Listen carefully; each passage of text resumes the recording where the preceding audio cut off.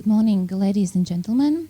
I am Nora VANAGA from the Center for Security and Strategic Research, National Defense Academy of Latvia, and it's a great honor to moderate this panel because I think we are going to have a very interesting discussion. Before that, we had numerous discussions on trying to figure out what kind of warfare Russia is conducting in Ukraine. Do we see those elements in the Baltic states? Also, we were discussing about the vulnerabilities of the information space, about propaganda, how to counter it. But today we go a step further. We will try to figure out not only in general what is the new generation warfare as such. As you know, in NATO in the West we like to refer it as a hybrid warfare. Russians like to call it a new generation warfare. Hopefully Jānis will enlighten us about these concepts. But I think we should go further, speaking about particular threats or potential risks that are imposed on us, and we should react by developing or strengthening our military capabilities. And there comes in the military industry. It has and research and technology. It has a great role in this. So then I'd like to introduce with our distinguished panel speakers, Dr. Jānis BÄRZINŠ. He is the Managing Director of the Center for Security and Strategic Research, National Defense Academy of Latvia. In short, my boss. Then we have Māris RIEKSTINŠ, who is permanent representative of the Republic of Latvia to NATO in Brussels. Also, NATO Industrial Advisory Group is represented by the chairman, Martin Hill. Juan PEÑALVER is the Director of International Business Development, Lockheed Martin, MST. And finally, our, sort of Latvian, working in Latvia at the NATO Strategic Communication Center.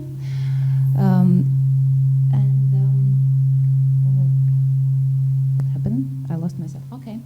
So, and then I would like to start with hear me? Do you hear me well? Mm-hmm. Okay. So I'd like to start, Jānis, with you. Could you elaborate more? So what we understand with new generation warfare? Because yesterday we had a great lecture conducted by Dr. Andras Rač, and he mentioned hybrid warfare, he mentioned asymmetric warfare, non-linear warfare. So can you just enlighten us a bit and also identify those particular threats or risks we are facing? Okay. So good morning. Thank you very much for having me here. Basically, answering your question, there's a little bit a terminology debate, because when Russia started the campaign in Crimea, some people started calling it fourth generation warfare, then irregular warfare, non-linear warfare, asymmetric warfare, then NATO itself chose to call it hybrid warfare, and hybrid is a very good name, so it's catchy, so it turned to be, like we call it, hybrid warfare. But only to be a little bit more precise, I think that's a mistake, because hybrid warfare, it is a concept developed in the United States by American writers, and the Russians has a huge literature in what they call new generation warfare, and basically there are differences. The understanding of how warfare is conducted is different. You have, for example, of extreme significance in the Russian strategy, it is that war doesn't happen between or among countries, but war is among or between nations. And this has very significant implications, because we're not talking about merely the armed forces or the security apparatus, but we are talking of war at the national level. Let me give you a concrete example.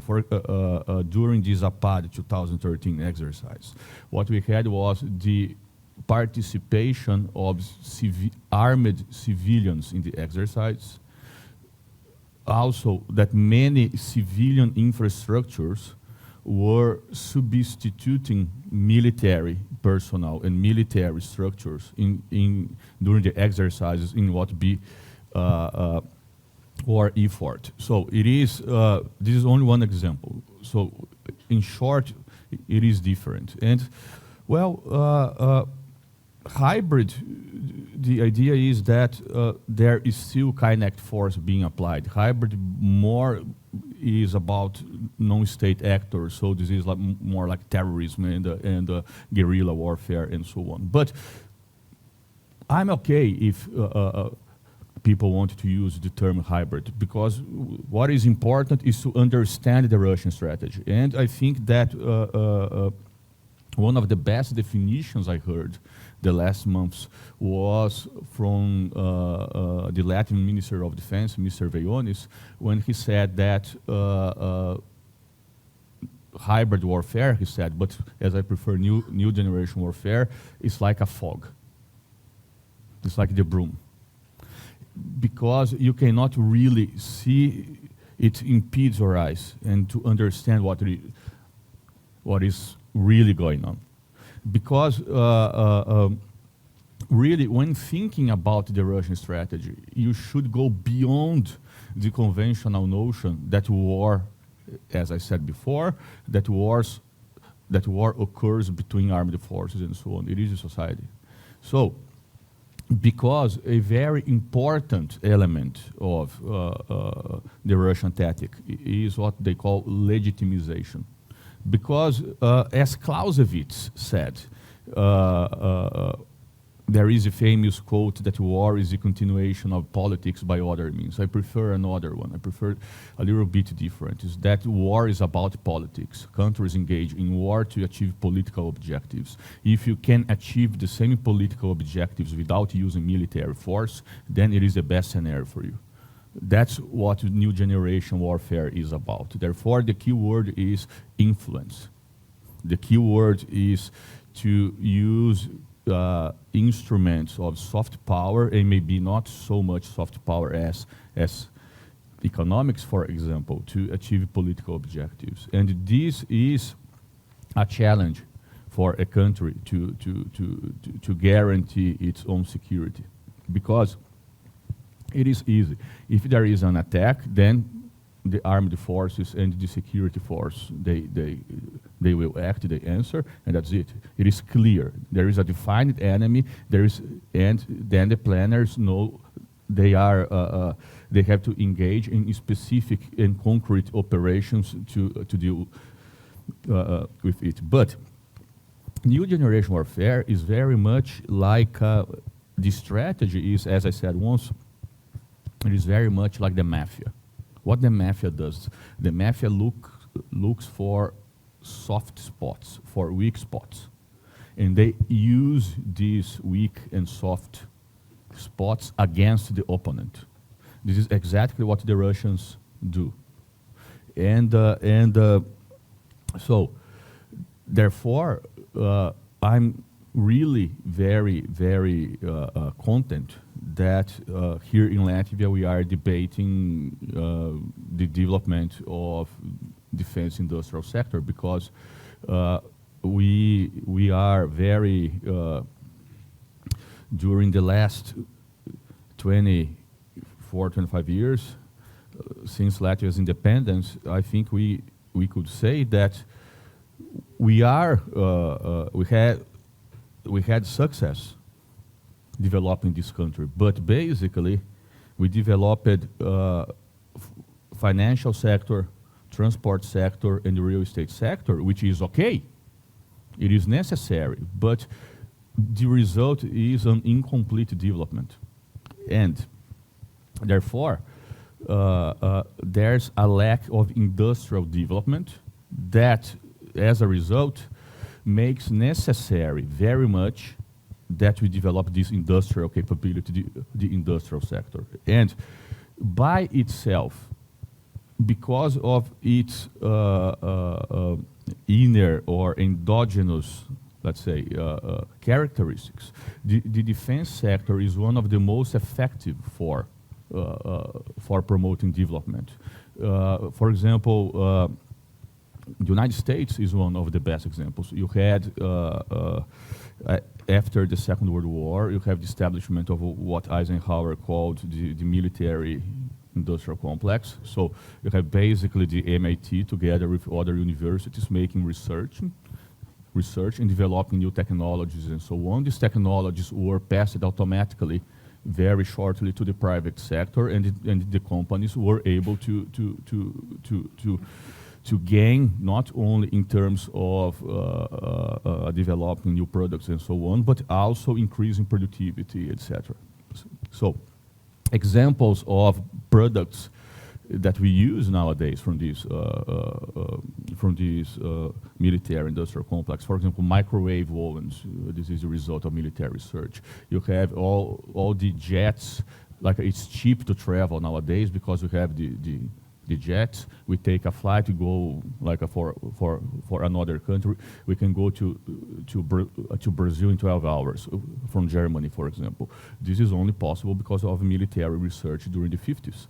So, but these technologies were passed through to the private sector. Therefore, the development of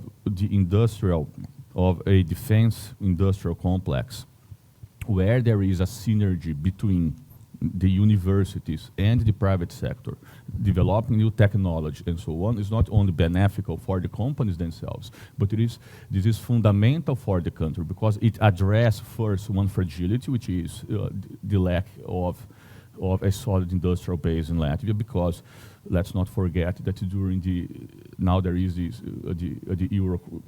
the crisis in Europe. Basically, it is about finance. We cannot forget that the most resilient country was Germany, exactly the country with the most solid industrial base.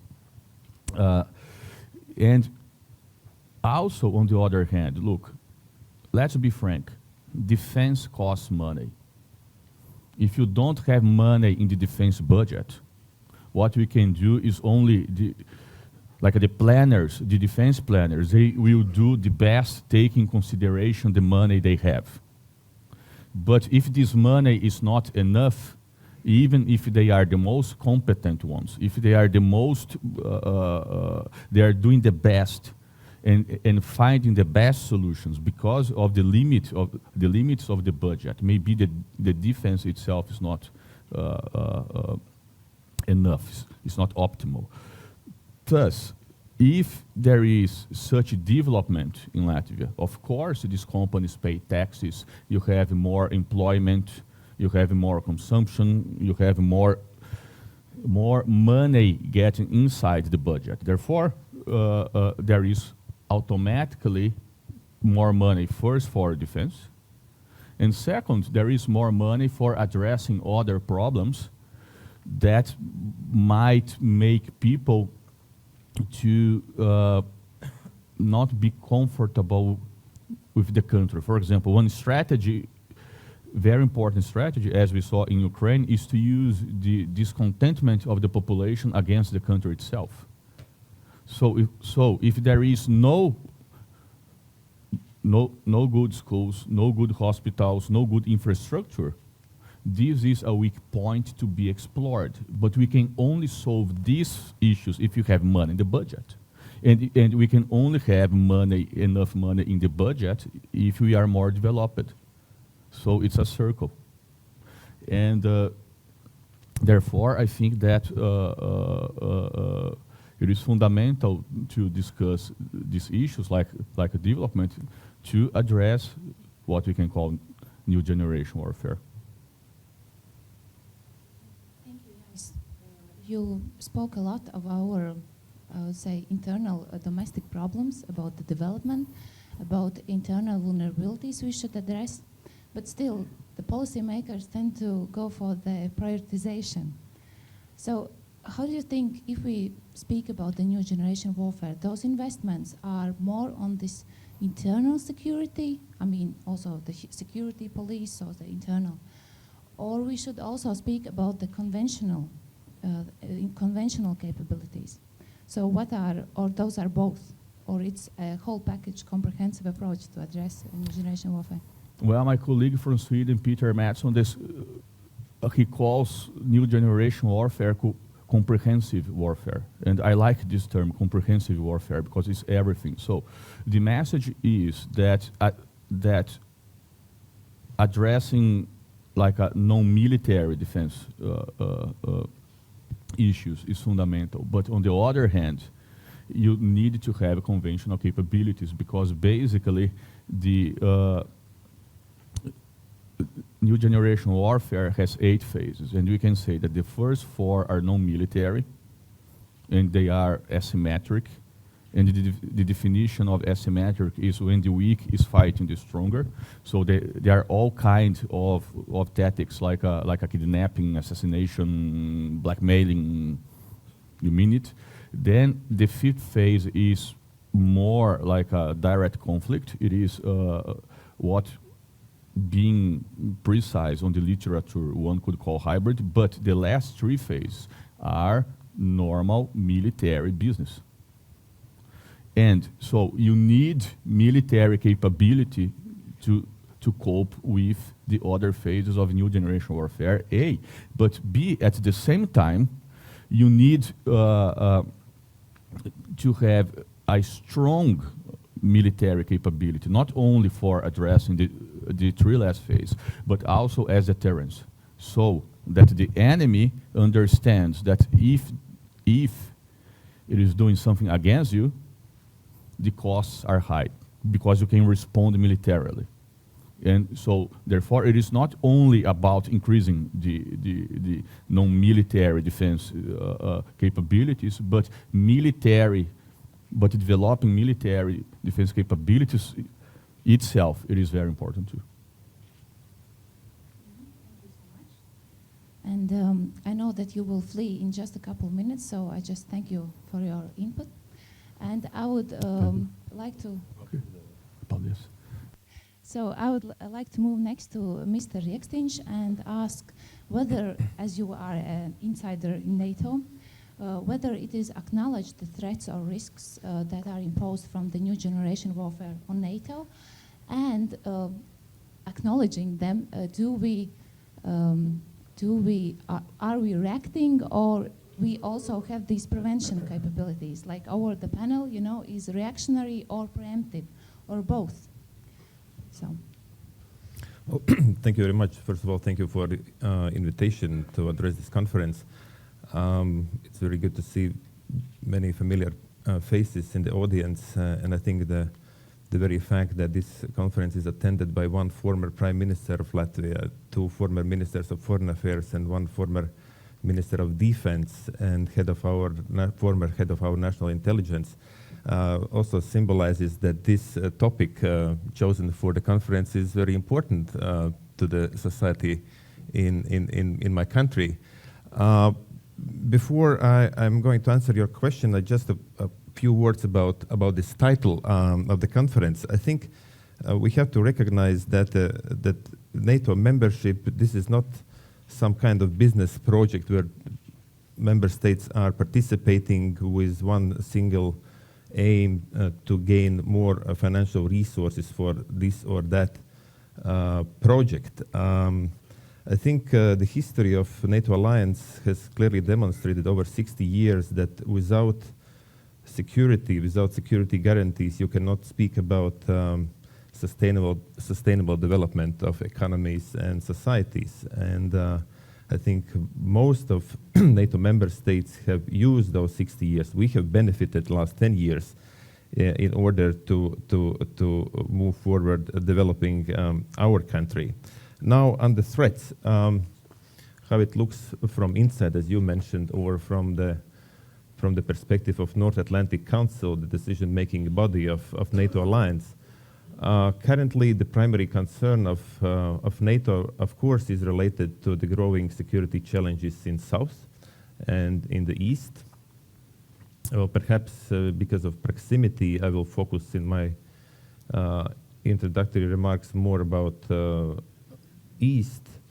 But before doing that, I would like to underline that Latvia has always been very attentive to the challenges to the security of any NATO member state, regardless of the region. I think our participation in different operations, for instance, in Afghanistan, the ISAF operation, or now Resolute Support Mission, or in Kosovo, just clearly demonstrates that our support to overall security concerns is not just political one, but a real one. Now about East, of course, the last developments, I mean, 2014 and early 2015 have put us in a bit different situation.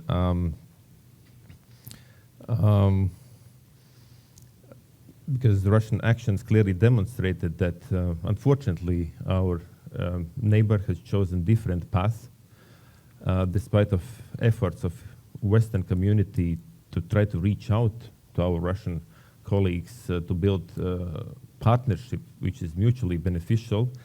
They have chosen different paths, and we have to address that. And of course, NATO is looking at those challenges, and also we are trying to look at different characteristics of the current challenges. We have to recognize that, for instance, in South, the threats are mostly linked to terrorism, to non-proliferation, to the issue of foreign fighters. All of them, without any doubt, are very serious security challenges. They cost lives of people, as we have witnessed recently in Paris, in Copenhagen, yesterday in Tunis.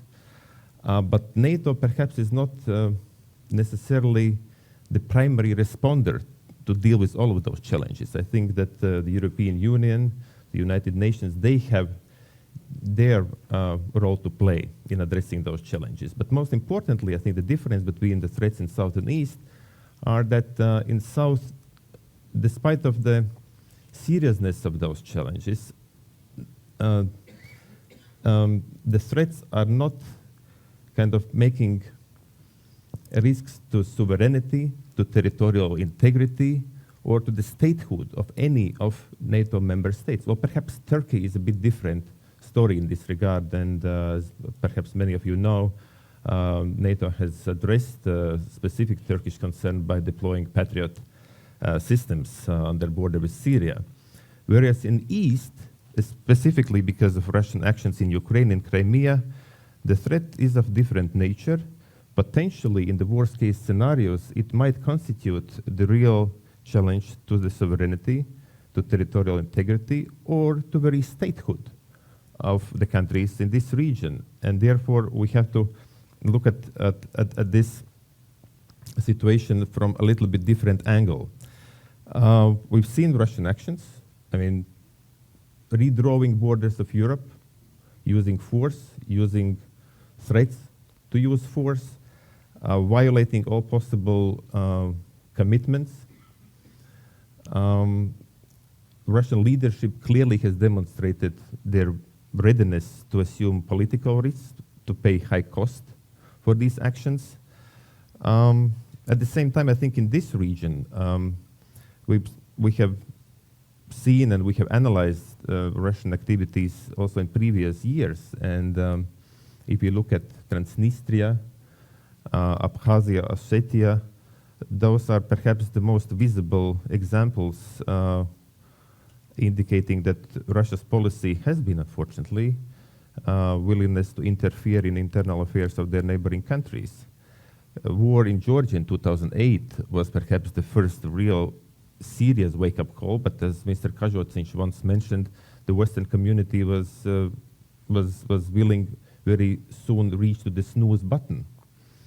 So now, when the situation or the developments in Ukraine took place, I think all in all, the Russian policy was not very much different from their policy with regard to Georgia or to Moldova.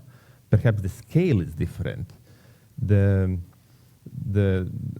euphoria or the shameless ceiling of the territorial gains in Russian Duma, that was a bit different scale. I mean, the very high level of propaganda, both internally and also internationally, that was different. But in essence, the policy was the same.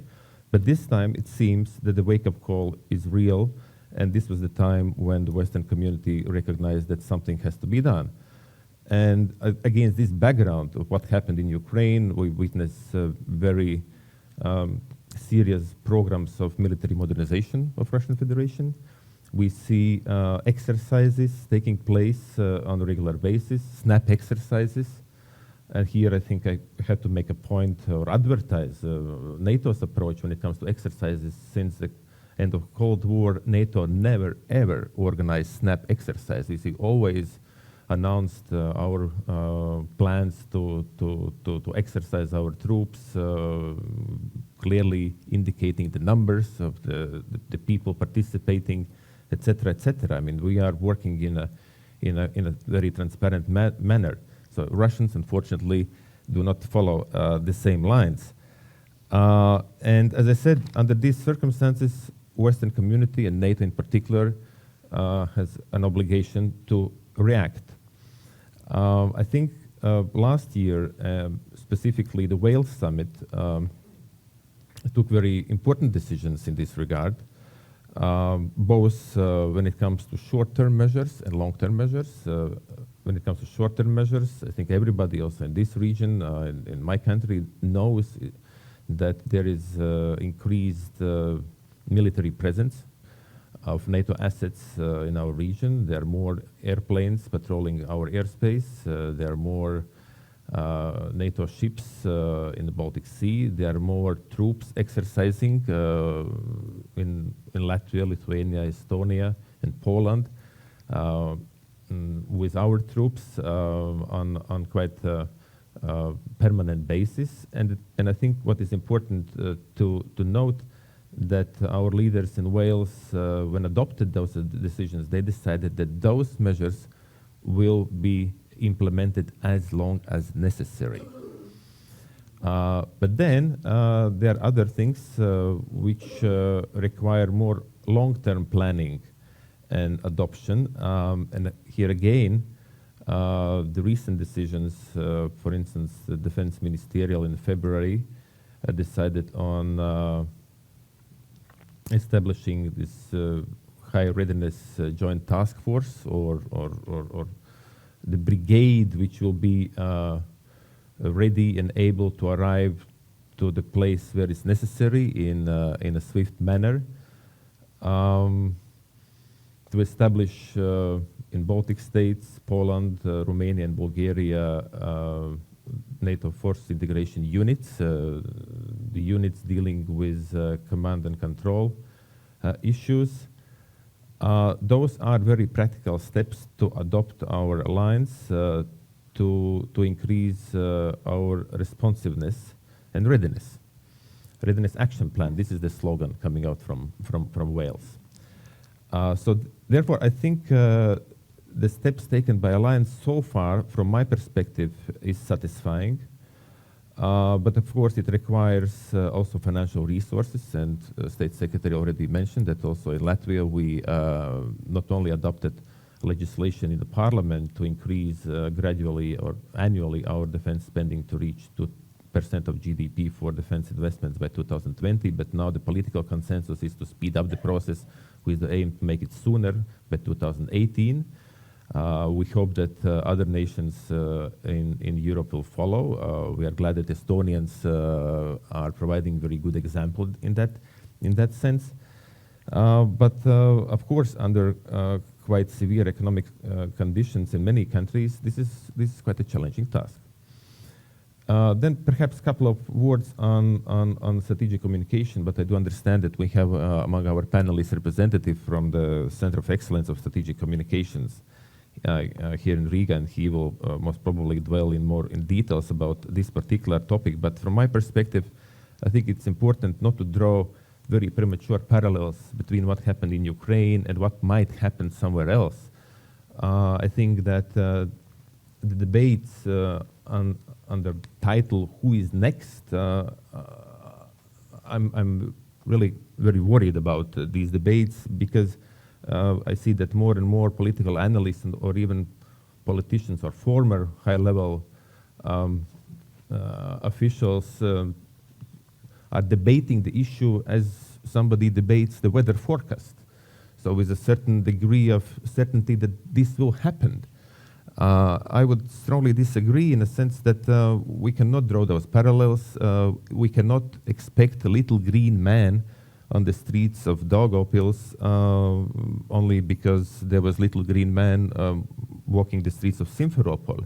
Remember that Russians have used the legal presence of Russian contingent in Crimean Peninsula, at least during first days, telling that, look, they are there legally. They're just those troops in Russian military bases which are located in Crimea because of the basis of bilateral agreement. So in none of NATO member states there is a Russian military base. And specifically, I think since President Putin in his interview to this propaganda documentary, Crimea Back to Motherland, or what is the exact title, acknowledged that this was the operation of special forces of the Russian Federation. For me, the lessons learned is very clear that next time, if somewhere little green men will appear in any of Russian neighboring states, this is a clear indication that the invasion is about to take place or is already taking place. And perhaps the last one on hybrid. We can call it, modern warfare, hybrid, comprehensive, or what was the last term used by Mr. BÄRZINŠ. I think the very essence of this new modern warfare is that there is clear attempt by aggressor to hide its true intentions. I think the hybrid thing is not something very new. There are some scholars even arguing that Trojan horse was quite a good element of hybrid warfare centuries ago. I think in our deliberations at North Atlantic Council table, we have come to the conclusion that by addressing hybrid threats, we have to base our response on three pillars. One is to increase resilience and responsiveness, to understand the threat. There are certain things what can be done nationally and certain things what can be done from the NATO side. I think nationally this is about inclusive societies. This is about low levels of corruption. This is about patriotism. This is about trust into the government structures, so that the people or the society of the countries, NATO member states, is immune as much as possible to those foreign challenges. From NATO's point of view, when we speak about preparedness, this is more about intelligence gathering and sharing. This is more about being able to recognize the hybrid threat. This is about the possibilities to take decisions in a swift manner.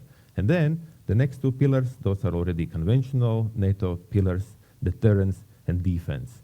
I think RAP is a good thing when it comes to deterrence, right places, right forces in the right place on the right time, 28 nations for 28, NATO solidarity, politically, but also practically and militarily, to deter any potential aggressor. So, and when and if deterrence fails, then here the defense comes into play based on Article 5 of Washington Treaty. Thank you very much. I will stop here.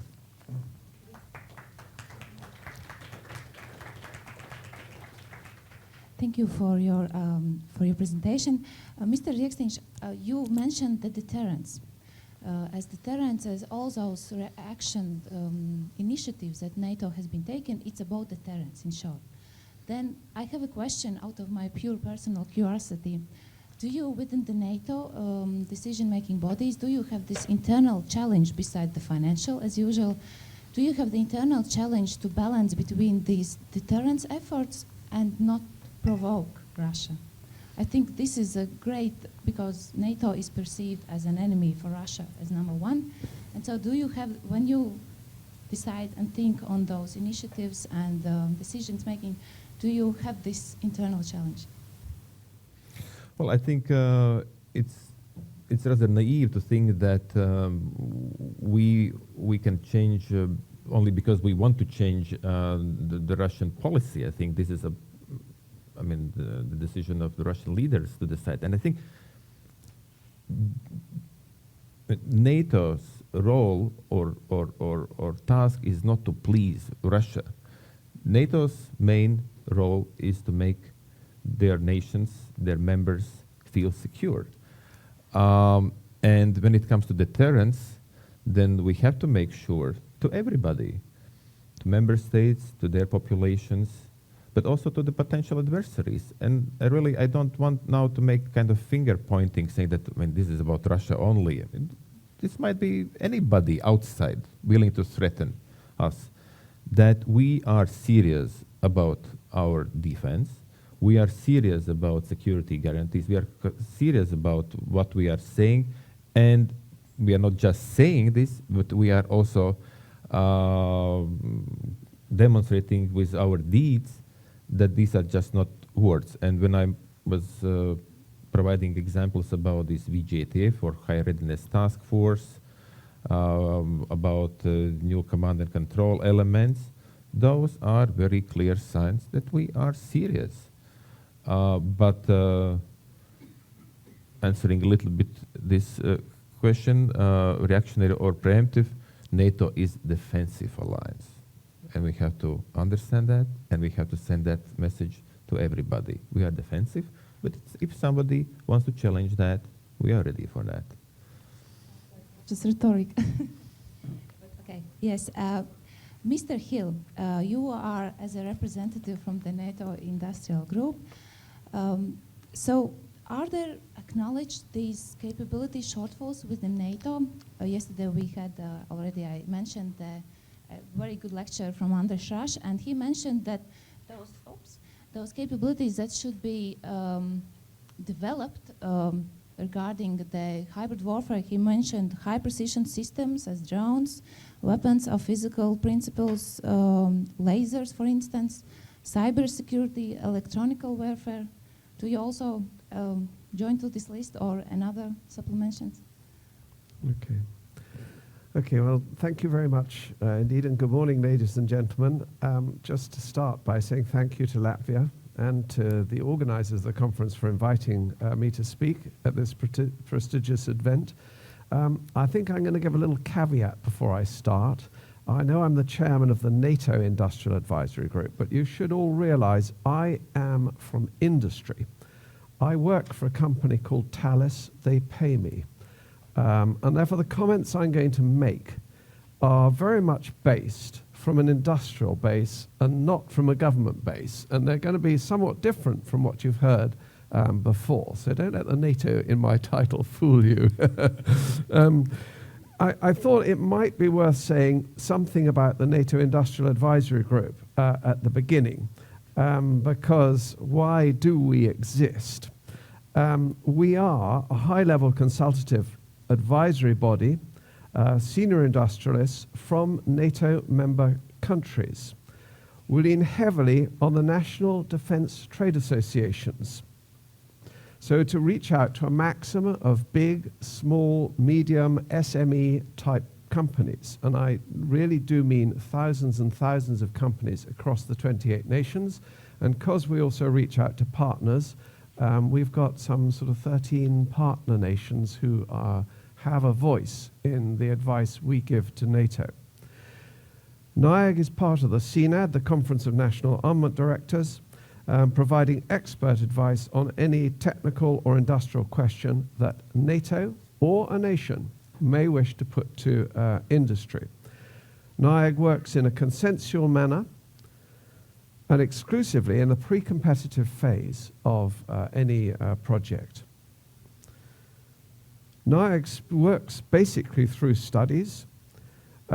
Those studies are promulgated through national trade associations. They may seem a little remote, and this is actually going to be a sales pitch. They may seem a bit remote to the industrialists here, because the topics are sometimes a bit esoteric. Sometimes we're looking a long way forward, and especially small companies don't look that far forward. Their finances don't allow it. But I would make a plea to all of industry here.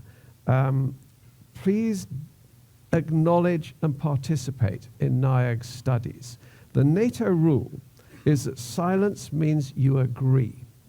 Therefore, if you don't take part in a study, one, you won't get your thinking put across, you won't express your ideas, nothing will be heard.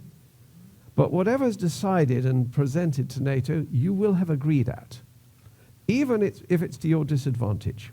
So please look at the NIAG notices as they come out and participate. Right, on to the main thing, capability shortfalls. I'm a little bit hesitant about NATO's shortfalls. It's not really industry's part to say NATO has shortfalls. NATO is a wonderful institution and we love it dearly. I'm going to make two general points that I think industry would appreciate in this area. And that is, if NATO and nations are truly benefit from the economies of scale, then there needs to be a true harmonization of technical requirements. Within reason, differences in timing of funding and delivery can be accommodated in any program by scheduling. But differences in the technical solution are extremely expensive. The second point I want to make is that industry wants early visibility of requirements. In the early stages of the NATO development planning process, NDPP, and national planning as well as the NATO planning, industry can help inform the political decision by advising on technical and production capacity in a nation, on the balance between indigenous work and imported work, and we're talking jobs, not investment, it's jobs, which speaks to the people. The best balance of investment into development and production between participating nations. This is necessary so the nation and NATO can make an early assessment of how to ensure their security of supply. This leads me naturally to talk about smart defense, which is the NATO initiative, or pooling and sharing, which is the European initiative. Both of these are important for industry. As we see it, nations come together during these initiatives to discuss their defense programs, see where there are synergies possible through cooperation and sharing. NATO can stimulate activity. It is, however, the nations who create the programs. And industry is very, very clear about this. It is the nation who comes first, not NATO. The nations have the money, and that's therefore where NATO lines, industry lines up. Very happy to participate in a cooperative program, but almost always behind a nation. Industry is an essential part of the defense landscape in NATO, both in Europe and North America. The role of industry is to deliver the capabilities, systems, and equipment that the military require for defense and security. Industry can make a positive input to any smart defense cooperative project by advising on technical cost, time frame, and production risk. But we can also advise on potential procurement strategy, industrial partnerships, and work share. Smart defense needs a smart industry, partnering or consolidating where necessary, designing relevant solutions, for example, plug-and-play products and systems, or operating and outsourcing benefits, using the best expertise wherever it is in NATO, and I mean industrial expertise, not duplicating industrial capabilities, and ensuring a sharing of industrial capability, particularly across the Atlantic. This is, of course, hypothetical, because it depends 100% on nations specifying development and programs. The issue becomes, in many ways, if we don't do it together, we will lose everything. If smart defense is to work, it's because the nations make it work. Because I am from NIAG, I want to actually emphasize a bit the transatlantic element. President Obama started in 2009 by calling for Europe to have a strong and robust defense capability. Since then, this has been a constant theme of all the senior conferences, and at Wales, the NATO summit, it was reiterated. If NATO is to meet the current threats it faces, it needs a strong and sustainable partnership on both sides of the Atlantic. And this means balanced transatlantic defense industrial cooperation. The European defense industry is somewhat fragmented and, of course, facing budget cuts. This threatens the technology and industrial base. European industry can develop joint solutions and bring them as multinational capabilities to Europe. And Europe must contribute to the alliance's strategy and all at the same time keep its autonomy of decision and capabilities to deal with crises where the US does not want to be involved. The US is also facing budget cuts. However, their market is far larger than European. It is a single market, and this brings huge economies of scale and effective use of all their investments. The differences between the two markets means there's a lack of equilibrium in our transatlantic trading relationship, and this threatens to weaken our mutual trust and mutual security, and hence even the alliance. It is essential to maintain a good balance in our market shares and a fair level playing field in our respective market access. I'd like to mention briefly R&T because I think it is so important that I think one of the other speakers is going to go on to it. We must invest in R&T that leads on to concrete programs. R&T in itself is not that valuable. We can put it in a box, but actually it doesn't really help industry to survive. We've got to have programs as well. We need to invest in the US, and we need to invest in Europe. It would be folly to abandon European R&T and production and industrial solutions and just buy off the shelf. We would kill off our ability to achieve security of supply, which is a fundamental to national security. Defense and security are built on long-term perspectives. If we abandon a capability now, it will take too long and be too expensive to recreate it tomorrow. We will become dependent on outside suppliers. The nations that are today funding enormously defense, China, India, Russia, and many others. I hope that gives some thought, and will still stimulate for some questions in later. Thank you for your attention.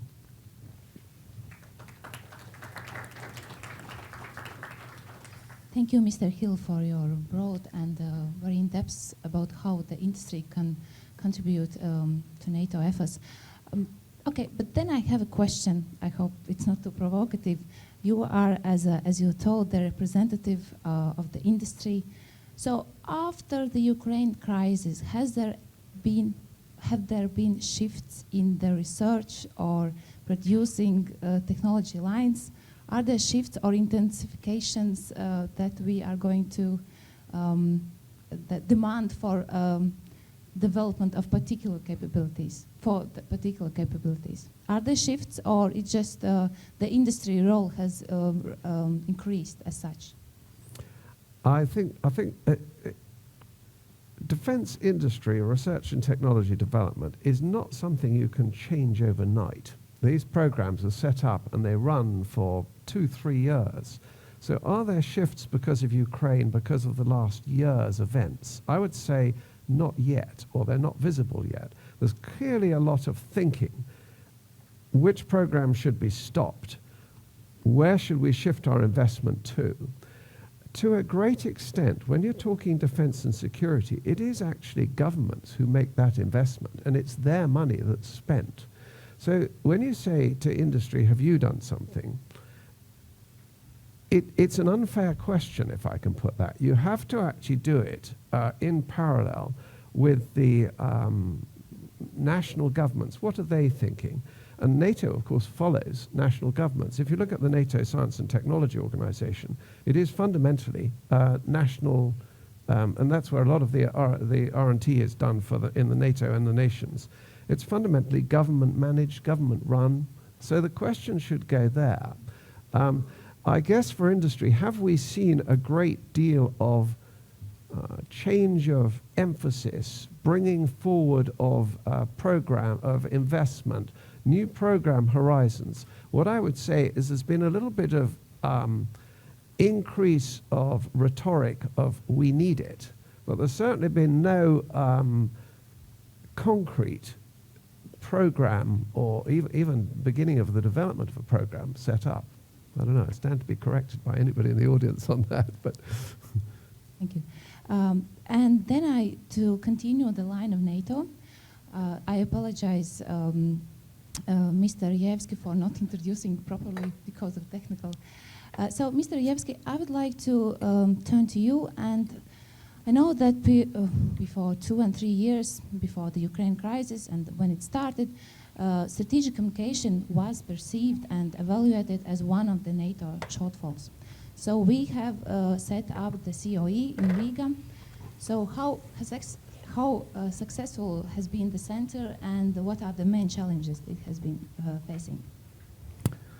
Yeah, thank you for having me here. Thank you for introduction.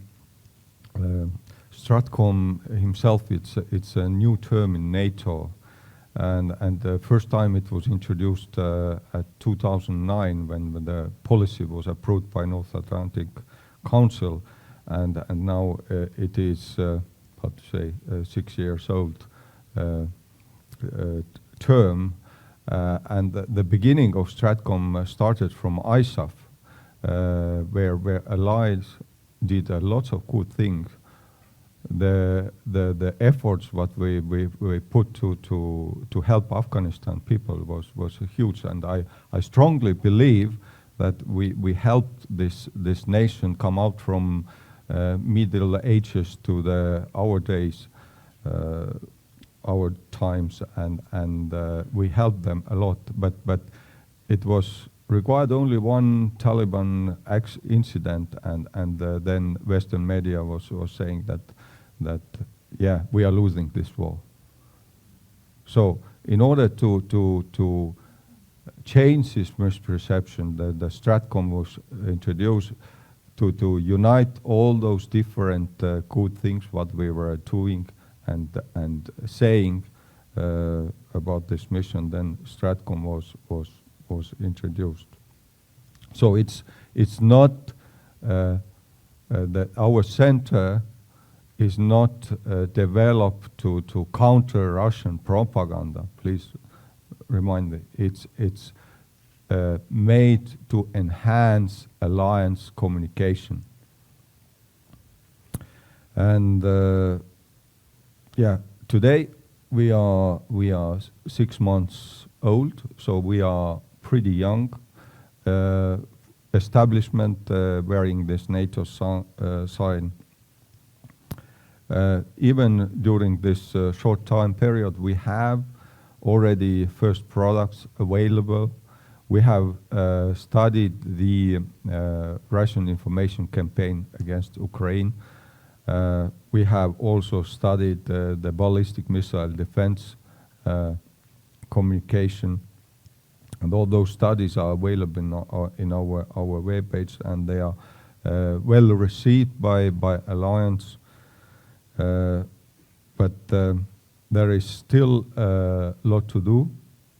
Our center, as I told, we are not conducting communication for the alliance. We are helping alliance to make communication better. And from that perspective, we are very carefully looking the policies and doctrines what are existing, revising to make them better. We are conducting analysis to study information environment, to study communication at the crisis areas and different operations. And for that reason, yeah, we have put quite a number of effort to different crisis areas to make outcome and to help alliance with communication. Additionally, we are also helping alliance with training. We are involved in different courses at NATO School of Ammergall, also in different educational establishment what alliance or nation have. and we are also contributing to training effort. Trident Juncture, what is NATO annual largest exercise, we are also participating and giving our best effort. So that's what we are doing. Are we successful? It depends, yeah, of course, the knowledge, what our center will embed, and we are pretty much depending on contributing nations. Our final operation capability is not achieved yet. There is seven founding nations. We are still missing 2 who has not arrived to our center yet. But interest towards what we are doing is quite huge, and I welcome already additional nations who wants to join our center, and just recently the Netherlands sent joining letter. US has promised to send subject matter expert to our center, and also our partners are pretty much interested. Finland will join our center very soon. So the interest is large, and our ambitions are quite huge. This year, 2015, in our program of work, we have 41 projects. Quite a large number are the requests for support from NATO, different bodies. But the main project, main studies, what we are conducting this year, it is again Russian information campaign against Ukraine. It would be very stupid to ignore the war what is going down there and take best studies out of that. But additionally, we are studying also Syria crisis. We are looking very carefully how ISIL is communicating. Also, we are looking back to ISAF, what happened in Afghanistan, how good we were communicating in Afghanistan. This study will be conducted this year. And as I told, the Stratcom is quite a new definition, new term. We are also investigating this year how NATO nation has implemented the Stratcom in their military and public diplomacy structures. And of course, we are looking also NATO body, NATO command structure, the study how Stratcom is implemented down there. It's also under investigation. So challenges what we have. First of all, Stratcom is still understood differently among allied nations. So our first challenge is to build up this understanding and knowledge about strategic communication. Second is the resources. I already said that we are still waiting people to work in our center, and this is not, this is challenge for our center, but I believe for whole NATO, if you look how well our eastern neighbor is financing and resourcing the communication capabilities, I think among allies there is lots of improvement needs to be done to invest to communication capabilities and to invest capabilities what are helping to do your communication better. I mean, understand audiences, how to use all those available resources what we have, and also to understand how largely our communication environment has changed.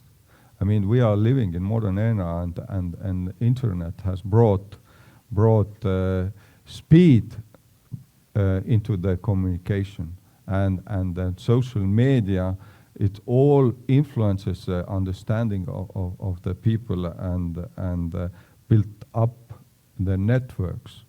And I believe most of us, we are still digitally handicapped. The generation who understands social media, it's growing, and they are much better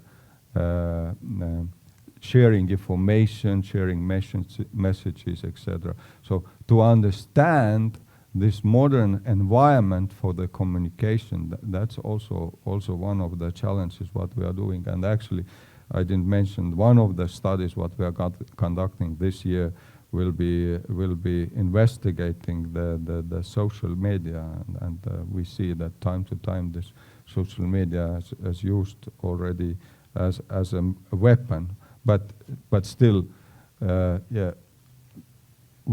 If we're talking about social media, we still how to say, making myth.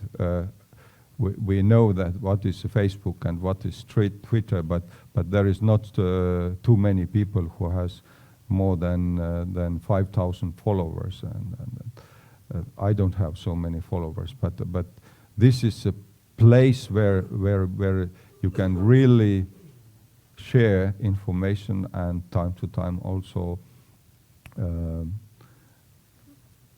share the values what you have. So that's what I want to say. Thank you, Mr. JAESKI, for your presentation. It's really, I think, COE has all the potential to contribute in the one of the hybrid warfare elements, like information, yes, space, securing it. So, returning back to the industry, I think Mr. PEñALVER has the most difficult role to play here because he's from the private sector and not connected yes, directly with NATO or with governments. So, Mr. PEñALVER, what have you heard before, and what are your perspectives? I mean, what can the private company help out? Well, I'll do my best. Well, first of all, Mr. Secretary, and I'd like to thank Latvia, the Federation, the Latvian Atlantic Treaty Organization for the opportunity to be here today. Yeah, I work for Lockheed Martin, big company, but I've got 30 years in the industry, and what I'd like to try to do is offer some thoughts really from the perspective of industry in general, of the defense industry in general, maybe a little bit on the American side. Before doing that, though, I'd also like to mention this is my first time in Riga. I had the opportunity to visit the city yesterday, including the History Museum, so I got a sense of some old generation warfare. And because I've had a couple people asking about it, my name is Spanish. My father's from Madrid. I've worked and lived in Madrid for Lockheed for a few years. So if I start going like this, that's my Mediterranean heritage. And buenos dias, señoras y señores. I found it, I had to do a little bit of homework to get ready for this event. I had to, first of all, to do a little bit of reading about new generation warfare and hybrid warfare. It's unfortunate Dr. BęRZIＮŠ left. I was going to thank him. He's published a couple of papers on the subject that I found very useful, and I'll use some of his terminology from time to time. I'll also use the phrase hybrid warfare. That actually first appeared, I could first find it in the U.S. military strategy and some naval writings in the early 1990s. So it has been around. It's been around for a while, but I think the concept has certainly evolved over the years.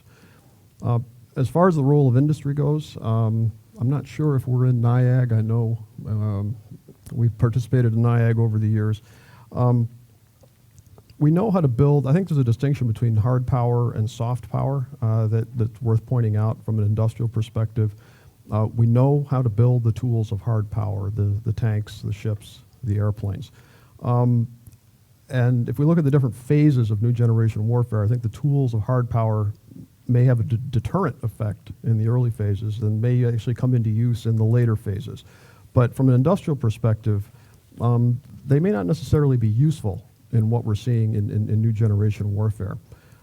There's also a question, I think, posed in the name of the panel as to whether we ought to be reactionary or preventive. I think the answer to that question is both at different times. Hybrid warfare new generation warfare. New fronts can be opened up or closed down at any time with relatively little effort, with little cost.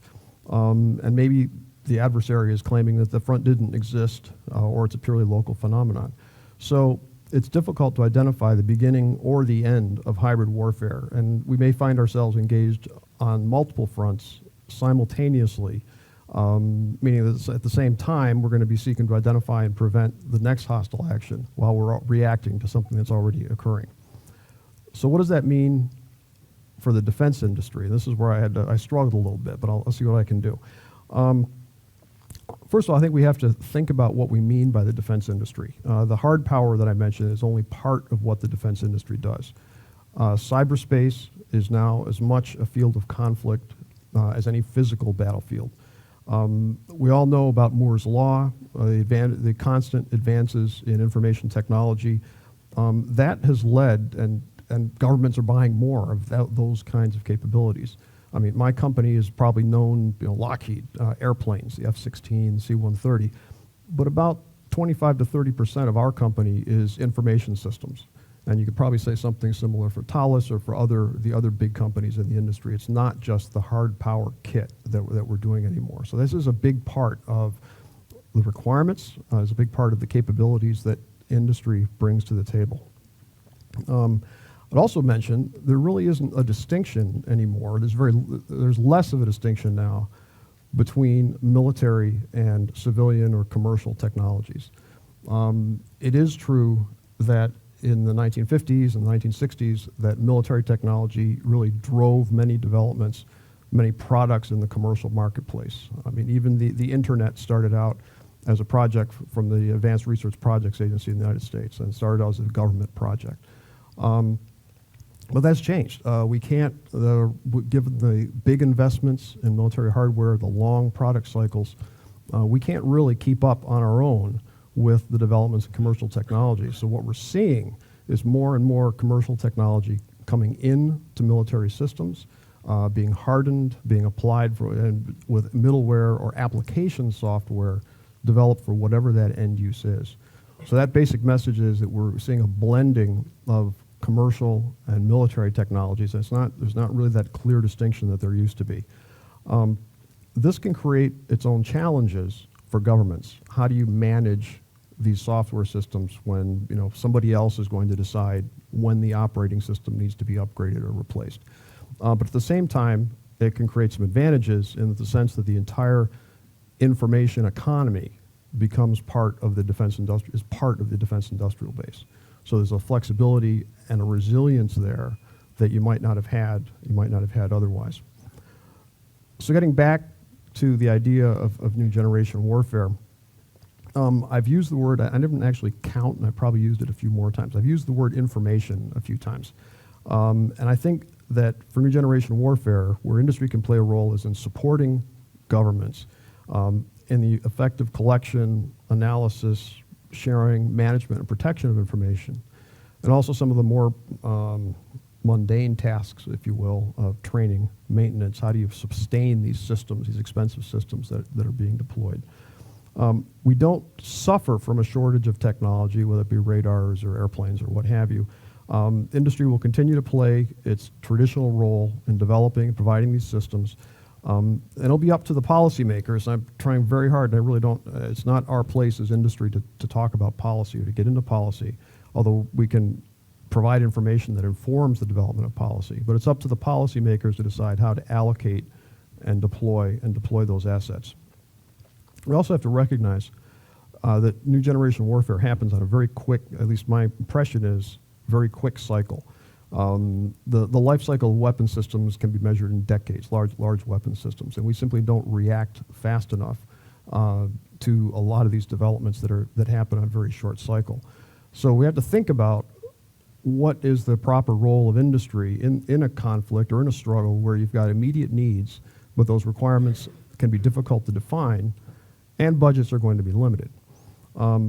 First of all, and I think it kind of works in English. My three ideas here, I would call it planning, partnership, and protection. The 3 Ps. Works in English, probably doesn't work in Latvian, but sounds good in English. first, from a planning standpoint, industry, we as industry can invest, make investments, wise investments. To the extent that we can work collaboratively with government through institutions like NIAG to help develop requirements, to inform, to advise what technology can do, that's great. But at the same time, we have, especially the larger companies, independent R&D, and we can make investments to try to anticipate or to bring new ideas or prove out technologies kind of in the early phases. And this is interactive, and we also, again, there has to be some promise. We are a company. We have obligation to shareholders or the owners of the company. So there does need to be a promise of a reasonable return someday. So we do have, industry does have the ability to assess trends and to make some informed assumptions about what our customers might need in the future. One little example from my company, for example, in a command and control system, we're now incorporating Twitter feeds to be able to pull in. So the typical inputs for a command and control system might be radar or electronic warfare. Now we've got little windows that you can call up Twitter, and the operators can see kind of what's going on out there in the world. And you mentioned the idea of social media as a weapon, or as a device in the conflict. We're recognizing that users need to be able to monitor those sorts of communications that maybe at one time really weren't being looked at. These aren't hugely expensive developments. We're not going to employ thousands of people with that, but these are the kinds of things in new generation warfare that I think the operators are going to need in the future. Secondly, the idea of partnership. Industry, we need to act as a community, develop the appropriate partnerships to be able to bring solutions to the table. Once upon a time, big companies like the big American companies, we could sell a black box and walk away, and then it's all over. We recognize that the international community, our customers are interested in developing every country has got its own objectives for its own technology, its own industry, develop sovereignty, the ability to maintain the systems, be able to support the systems. But at the same time, that's not always the cheapest way to do it. Budgets are limited. So it may not always make economic sense for nations to develop fully autonomous capabilities. So it's up to industry to develop these partnerships, to be able to bring solutions to the table that will help meet the military requirements, but also help governments meet their economic and technological objectives. I also mentioned, I think at this point, in addition to being with Lockheed, I'm active in one of our industry associations in the Philadelphia area in America. The National Defense Industrial Association. And so I recognize the progress that you're making here, but also the value of industry of different sizes. And it's not only just traditional defense companies. We have Boeing, we have L3, but we also have law firms and consultancies. So there's a fairly wide range of companies that are involved, and I think that's the kind of broad vision that needs to be taken for industrial cooperation. Finally, on the point on protection, we need to recognize that new generation warfare does not recognize national boundaries, and is, to the extent that it's being waged in cyberspace, there is no rear area. We don't have factories that are hundreds of miles or even tens of miles behind the line. Everybody's on the front line. So we as industry have an obligation to protect our information and that of our own customers. And my own company's been a target of many cyber attacks over the years. We've developed some fairly robust cyber defense capabilities. There are any number of groups that are developing standards, developing software for cyber defense. And so I think that is another piece of the puzzle when you're looking at the industry development in new generation warfare, is how the industry becomes almost a more active participant in the conflict. And how do you protect that information so that everybody can be confident that it's going to be protected? So, and we're seeing more of our customers around the world incorporating those kinds of requirements into their programs. Those are kind of the three ideas that I wanted to propose. Be happy to entertain any questions you might have. Indeed, I like how you emphasize the necessity about the cyberspace, to protect the cyberspace, communication and information, that those are those which are considered for this new generation warfare very essential capabilities or parts to be addressed. So thank you all for gentlemen for your thoughts and views, for giving NATO's perspective, industry, and also research. Now I will open the floor for the questions and answers. Yes, we have already. Please introduce yourself and.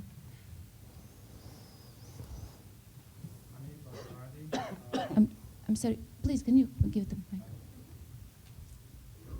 Hamid Lajavardi. There are two terms here that caught my attention. One was gaining influence, and the other one looking for weak spots. There's a saying that the generals are always fighting the last war. So now all the focus is on a hybrid war. Fair enough. Deterrence and readiness is critical. Even Shakespeare recognized that a few centuries ago through Hamlet, saying readiness is all. My question is, if you're looking at, or if you place yourself in Putin's position and say, what does he really want with the Baltics? Does he want to invade them? I think highly unlikely. Does he want to have influence? I would say more likely. What ways would he try to gain influence in the Baltic countries? What would be the weak spots that he would spot and try to take advantage of? I think Hungary is probably a good example of how he's developing and expanding that strategy. Of course, it's not special to Hungary. I think he has agents of influence in most European countries. I could name them. Another example would be the case of Ukraine, where it seemed like through his spies and agents of influence, he knew what the Ukrainian army was planning to do and passed them on to the separatists in Ukraine. So these are the issues that I would like to get some response from, maybe from Ambassador BÄRZINŠ, who spoke eloquently about some of these issues. Are these areas that the Baltics are thinking about, without getting into too much detail? I know it's a sensitive subject. Thank you.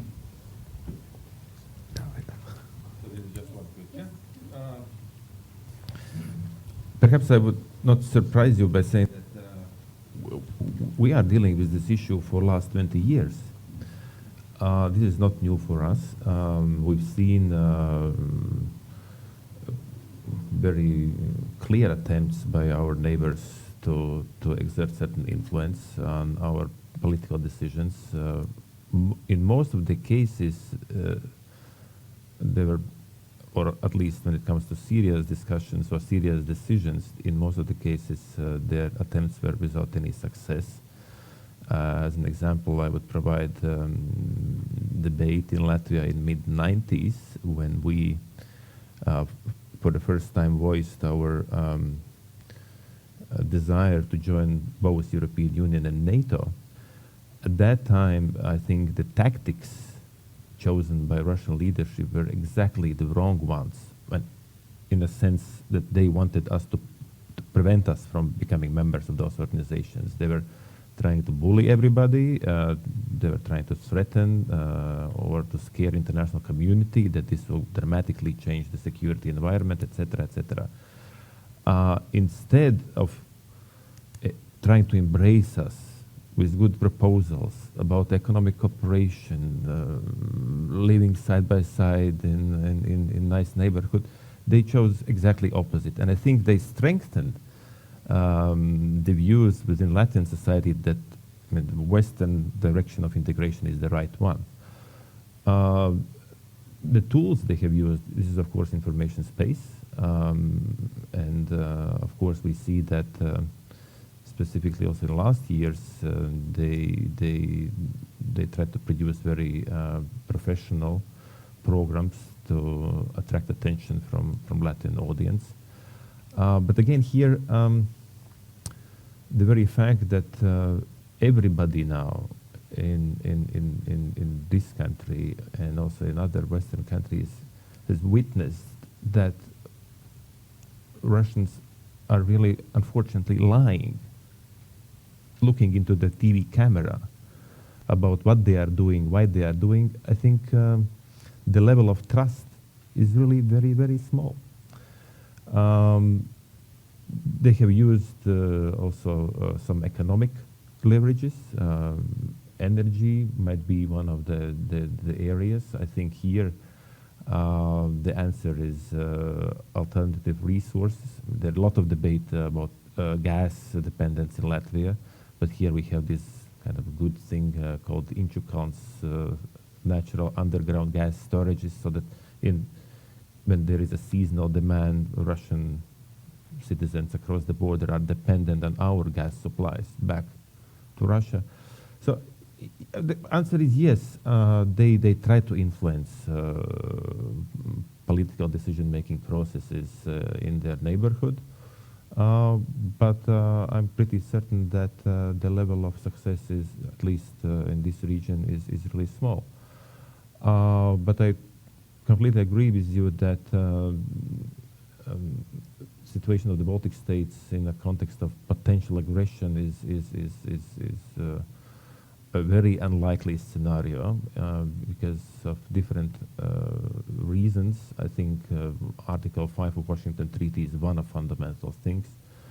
I don't see the reasons why Russians would risk to cross that line.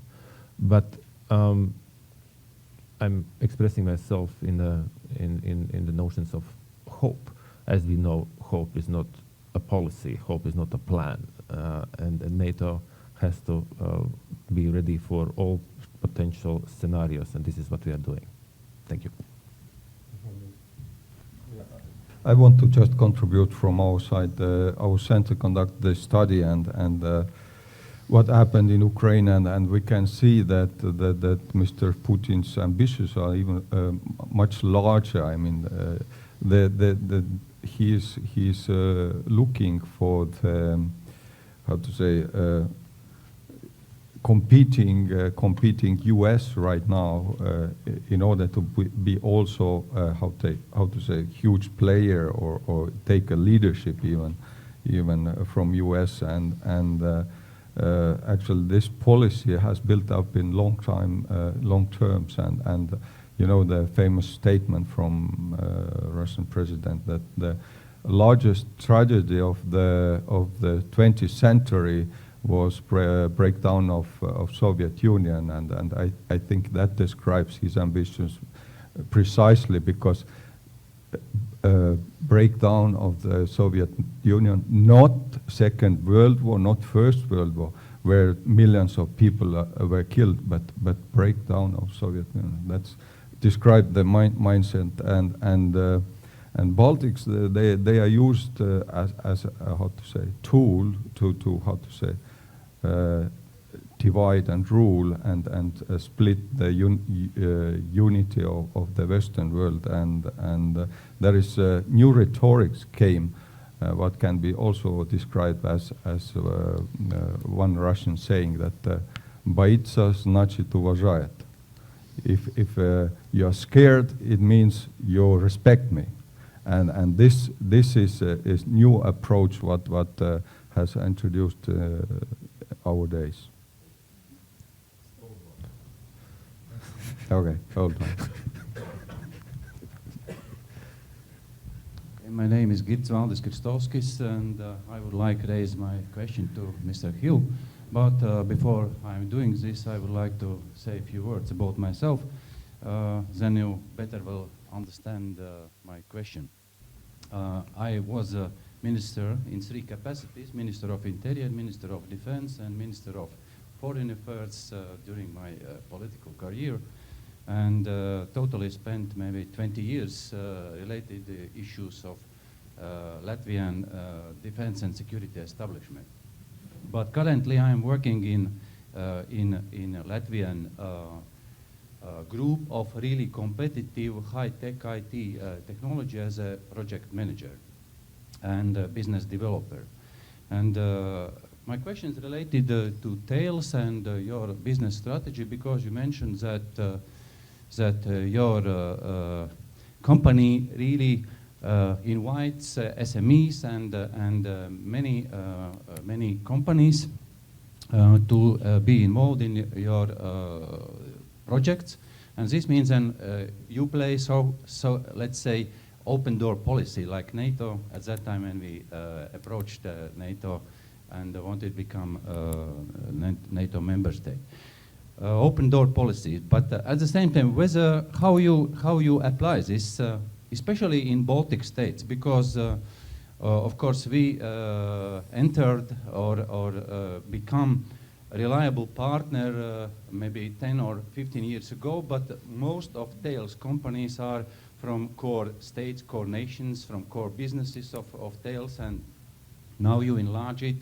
And the question is whether you really trust to those small companies from this region, because let's say Middle East Europe, it was easier because during even Soviet era, these states had already their own military defense establishments, R&Ds and technologies and companies and manufacturers and so on.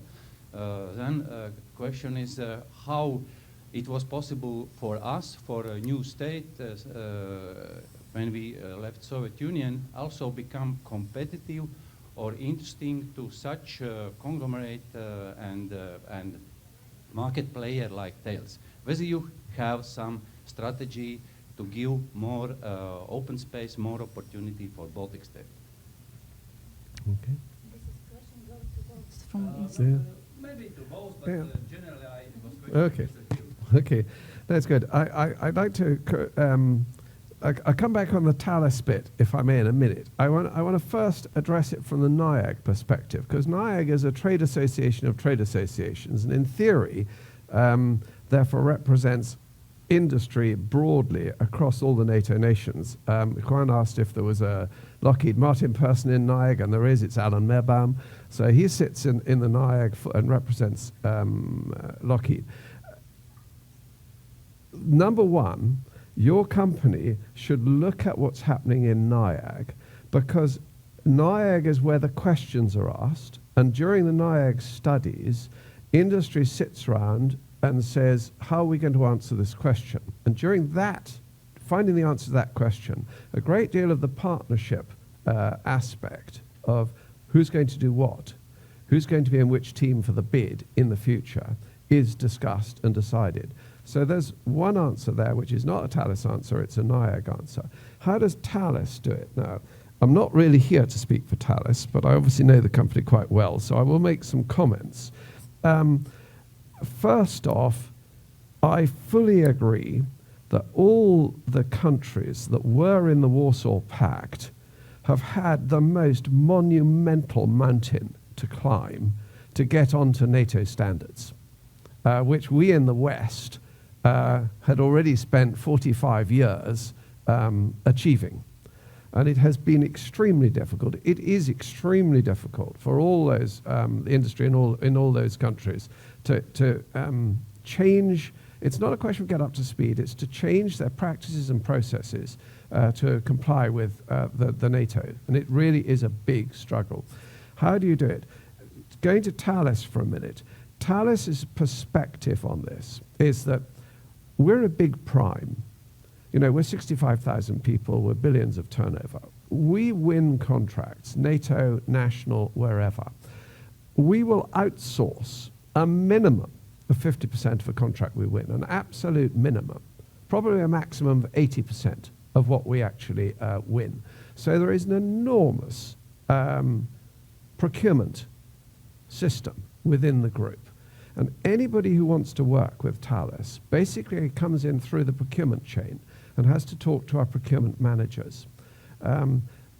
We qualify our subcontractors pretty extensively because we are responsible for the quality of the final product, final system, final equipment to the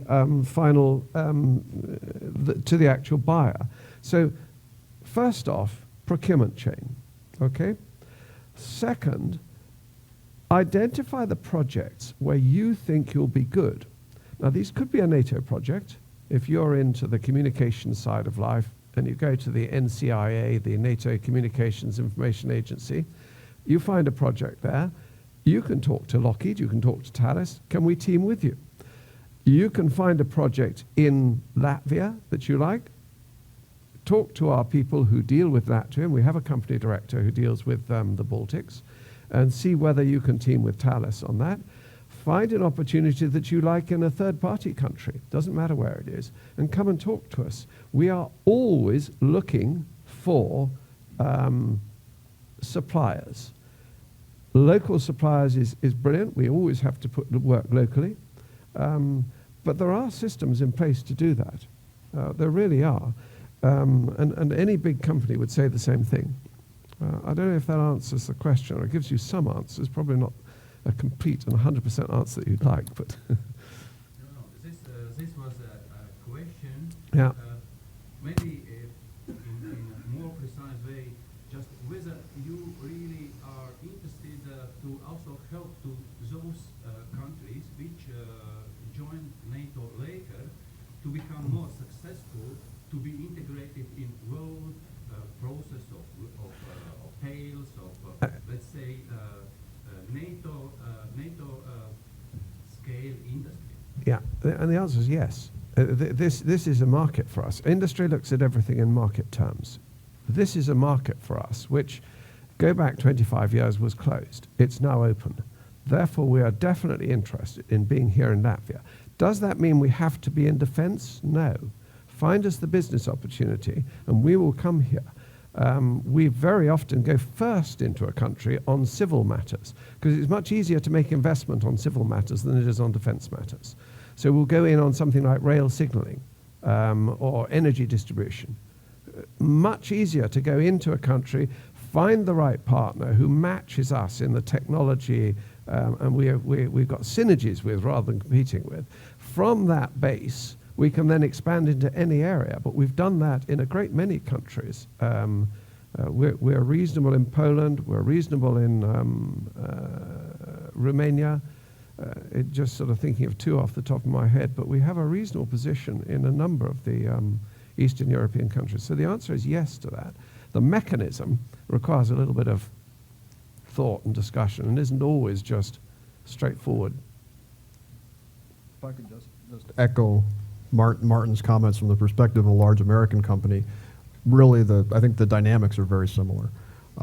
We outsource 60%, of our income, our sales, we in turn go out and subcontract. So we're always looking for good ideas, good technologies. The issue in the Baltics and many places around the world is we don't know everything that's out there. So there's a little bit of a change, or it helps for companies to come to us with ideas to make us aware of the technology. And similar to Thales, we have a large sourcing organization. We have offices throughout Europe. We don't have anything in the Baltic yet, but we do have an office in Warsaw, our head office in Brussels. Always interested in finding out what new ideas are. We just can't know everything. So, just to answer it really specifically, if you want to know our company director here, I'll give you his name and number afterwards. You can get in touch with him, and that'll, but that's a real one-to-one, if you see what I mean. If I may, just a word on it, because I've been asked this question also again and again. I think indeed for so-called newcomers, although we are already 10 years as members of NATO, it's an uphill battle. But we have very good examples, and I think it's extremely important for national industries to understand the processes, how that works.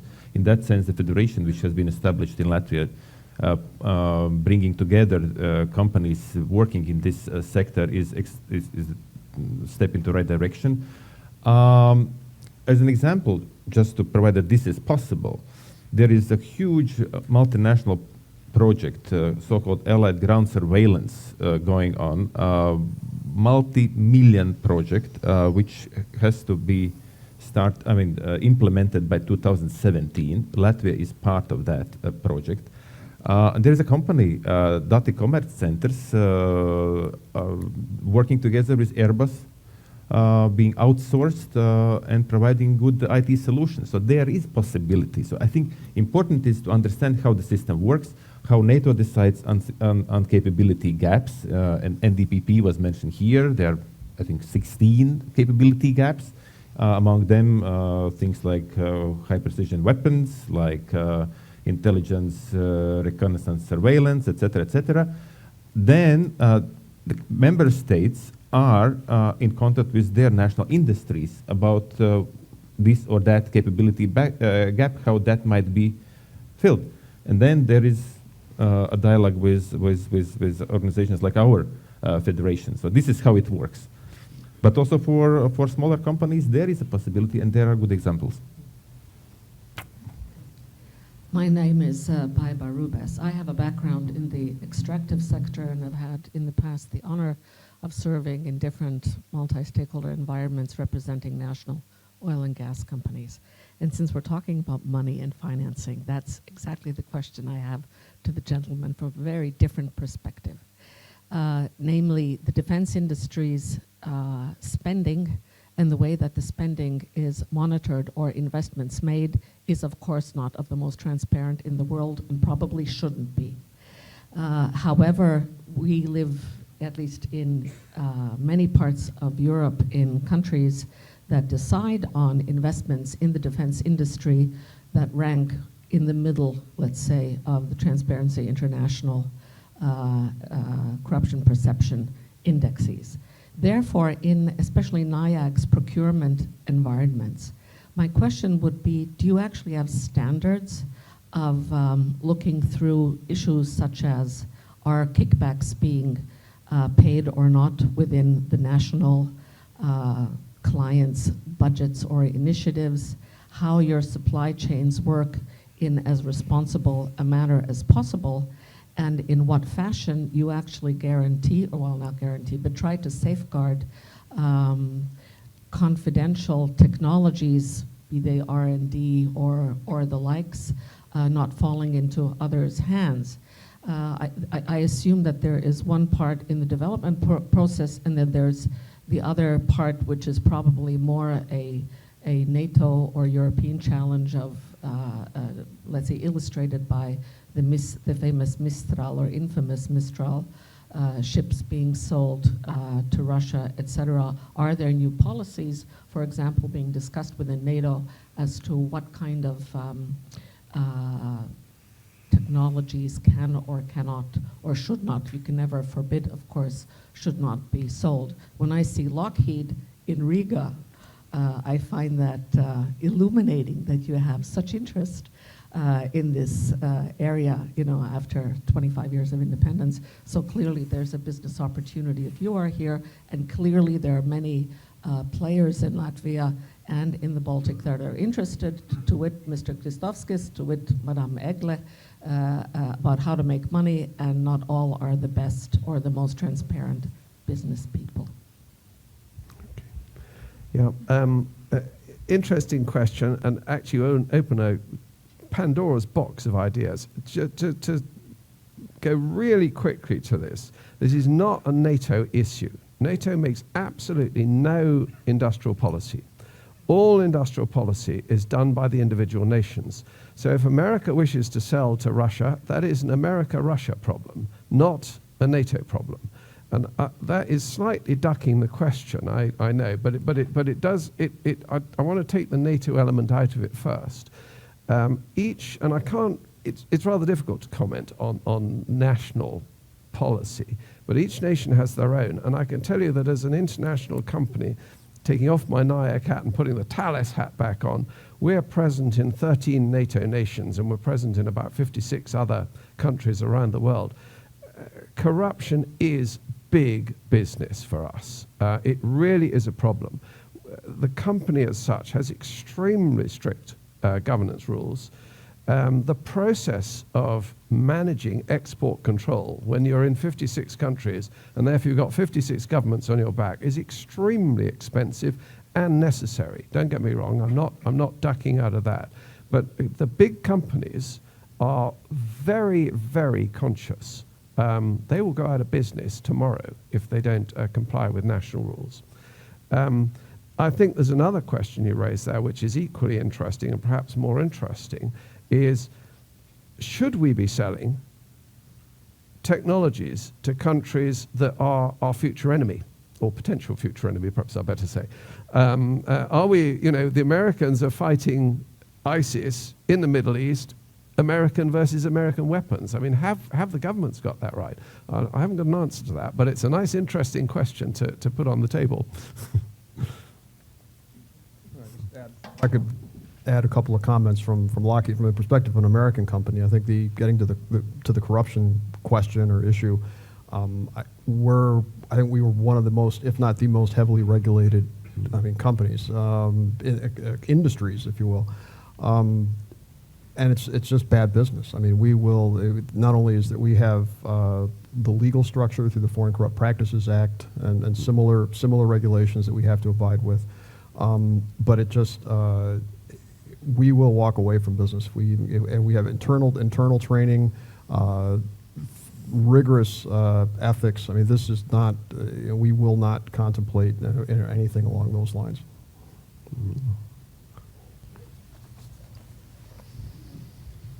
Hello, my name is Gytis Sirgevas. I represent the Lithuanian Association of Defense and Security.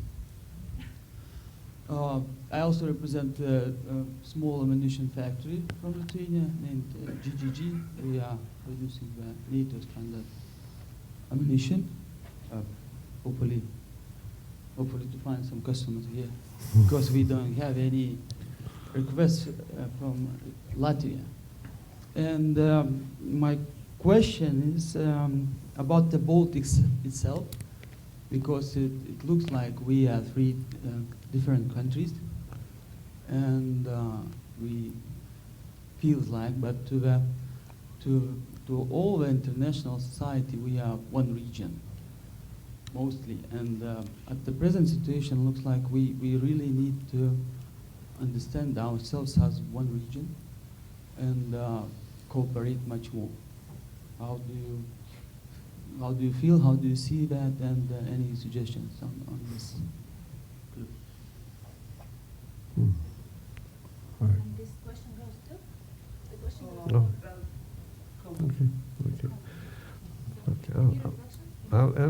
Baltics is one region. If I look at geographically, yes. Clearly, you're in one region, and frankly, you've got a common border with the aggressor to the east. Divided, we rule. No, divided, we fail, don't we? So you have to be together in one sense. But on the other hand, historically, culturally, there are huge differences between the three Baltic nations. So it's not something, certainly it's not something industry can address. It's an internal issue, really. It's there. Yeah. Well, for us, being in the middle, I don't think that there is very much of alternative than to cooperate with our neighbors. But on the serious note, indeed, of course, there are certain fields where we are competitors. For instance, in commercial field, but when it comes to security policy, I think that we are working very closely together. Since early 90s, we have a number of very good projects, starting from Baltic Battalion, Baltic Defense College in Tartu, and now all those plans I was mentioning during my introduction about establishment of C2 elements, these NATO force integration units, how to make them operating in our region as soon as possible. We are working extremely closely together with our colleagues from Vilnius and Tallinn. I don't see any not different views on fundamental issues when it comes to our security needs. At political level down to practical level, and ministries of defense, ministries of foreign affairs working closely together. There might be sometimes different views how to address one or another issue, but when it comes to the significant decisions, then again the unity is there. There was, as an example, people always like to get examples. There was an example about the Baltic air policing, for instance, which initially was established as a peacetime mission with a center or location of that air policing mission in Lithuania. And at one moment, somehow, there were people here in Latvia or in Estonia who felt that Lithuanian friends have almost monopolized as kind of national asset, or kind of that Lithuania is specifically responsible for that, and the rest of the boats are not that much involved. So, but now, when the crisis appeared, when there was a need for additional assets in the air in the region, there were no problems whatsoever from Vilnius to give a green light that the air policing will be conducted also from Amari base in Estonia. So, I mean, when the situation is serious, then unity is there. This is my point.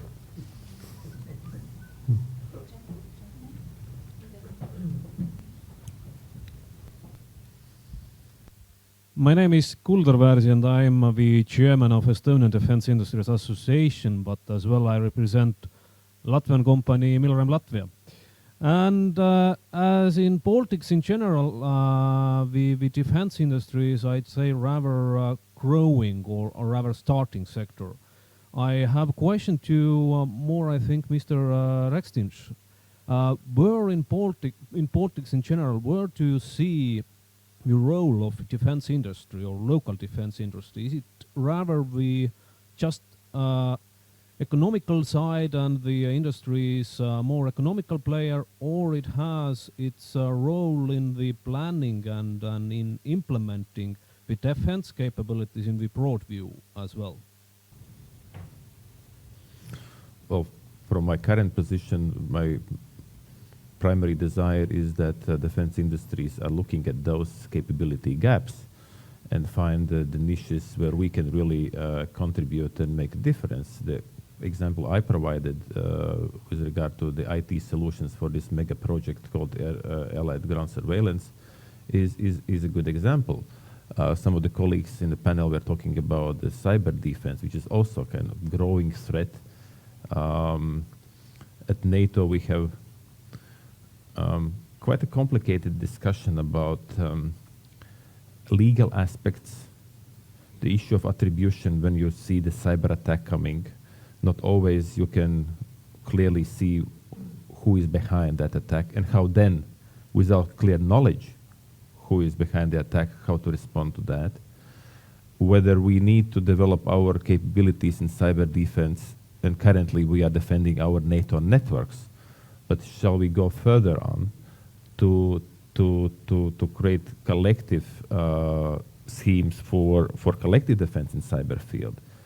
Shall we think of offensive tools? So this is extremely complicated and sometimes even, I think in some countries, even toxic matter. So we are, I would say, concentrating right now on these things, but I mean, there is clear understanding that capabilities in cyber defense are going to be needed. So I think that the industries, they also have to follow the debate going on in Brussels, the decisions or indications about capability gaps, those are not secret. I mean, if you are part of federations or societies where the defense industries are gathered, then I'm sure you have your channels of communication with Ministry of Defense, and they would be more than happy to provide information about the needs in the future. But as some of the colleagues mentioned, not always, specifically when it comes to hardware, the solutions you can fix within months or even few years. Those are long-term projects. I don't know whether I helped a little bit with my answer to your question.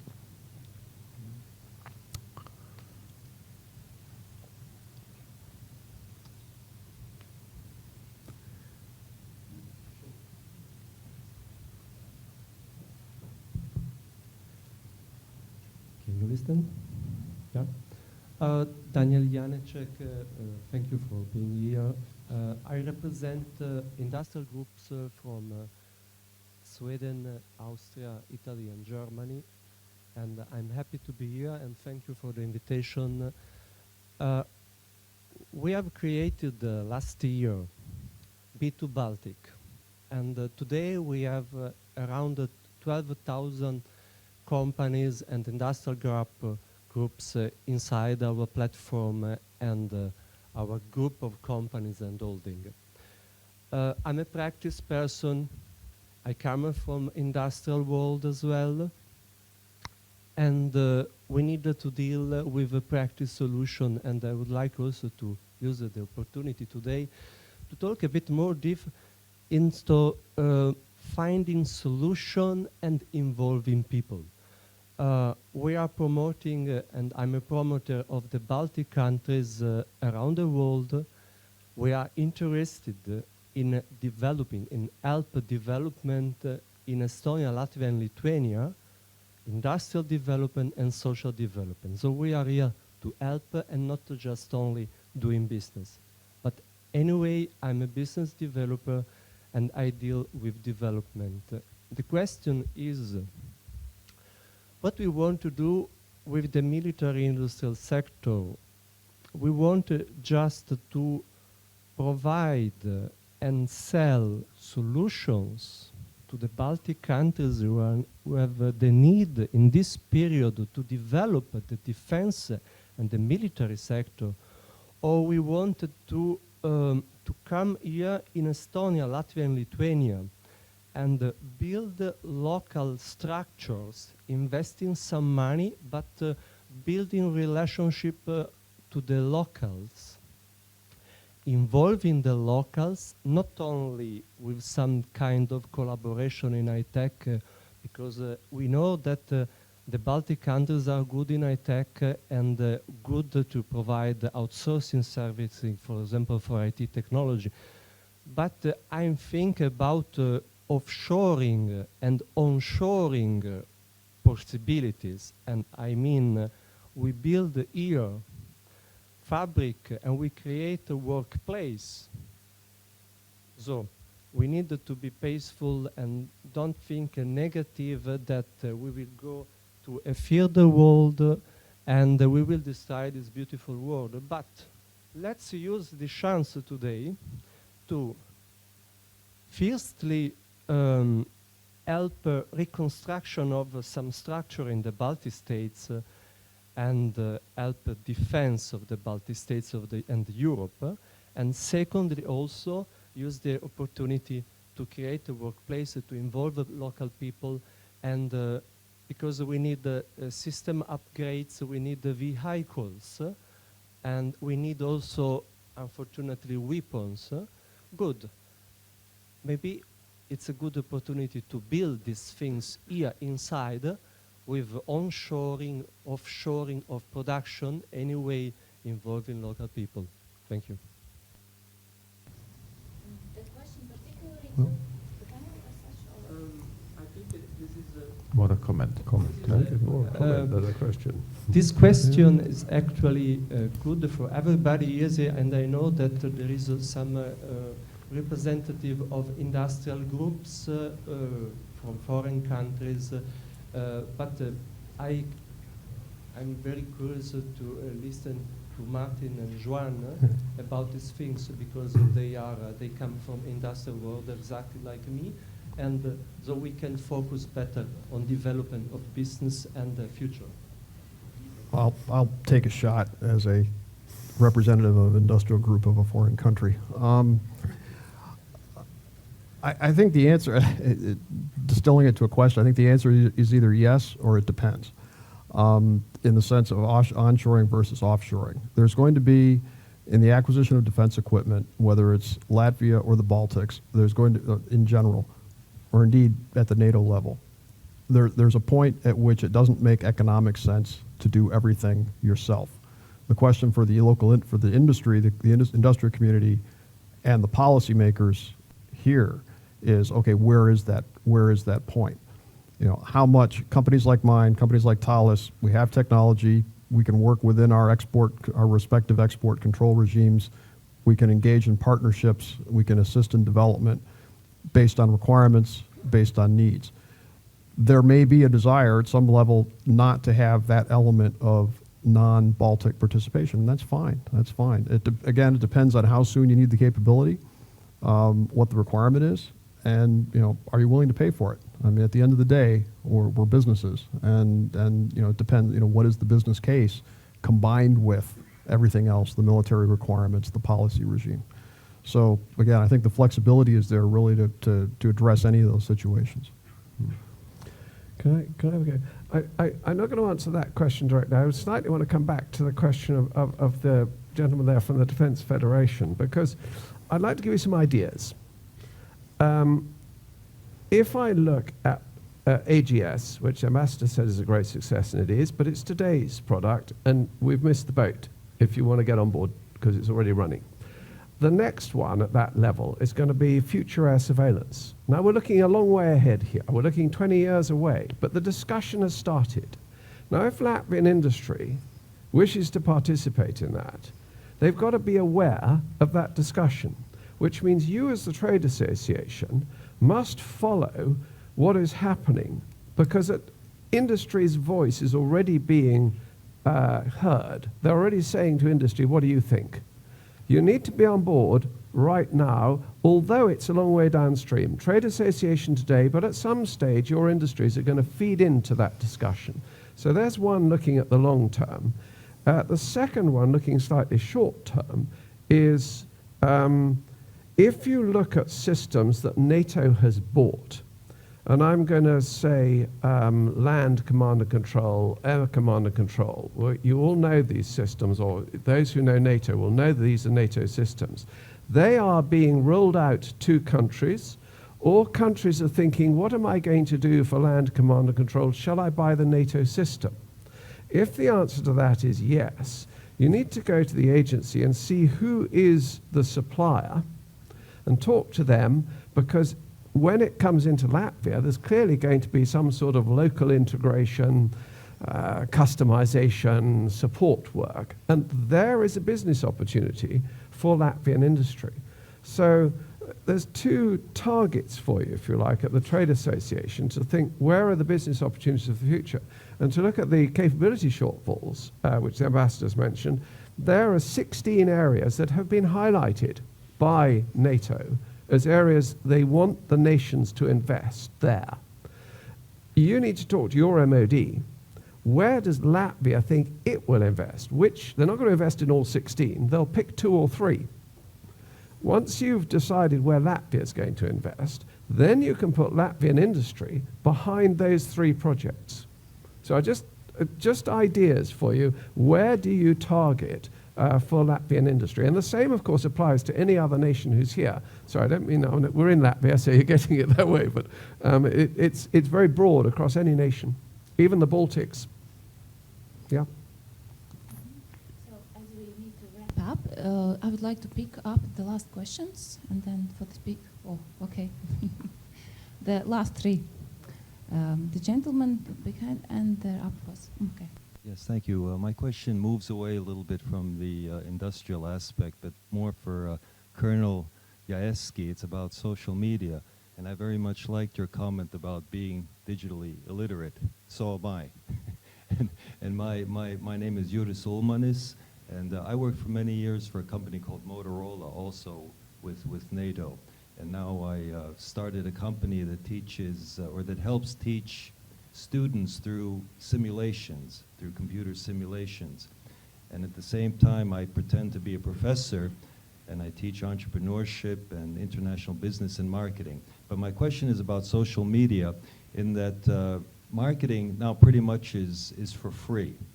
And Colonel JAESKI, you were saying that you analyze what they're doing on the other side, so to speak. But I was thinking, we have a Twitter feed now that they're probably analyzing what we're doing. And what can we do here on this side where we can use social media as Mr. RIEKSTINŠ said, as a offensive tool, perhaps, or a defensive tool, so that we kind of round up the troops and defend ourselves? Thank you. What you can do. Sorry.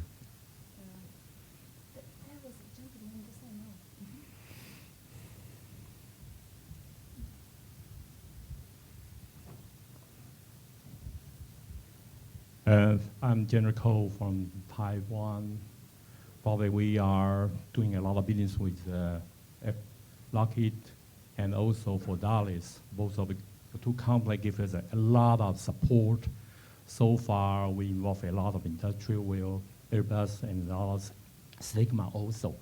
But I try to set this, the issue is for new generation of warfare.